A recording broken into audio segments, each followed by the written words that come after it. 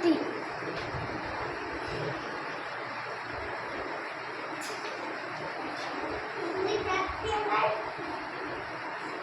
एक दुई तीन मूर्ती.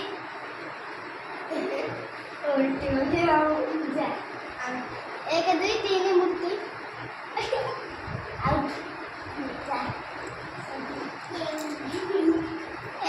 एक दुई तीन मूर्ती.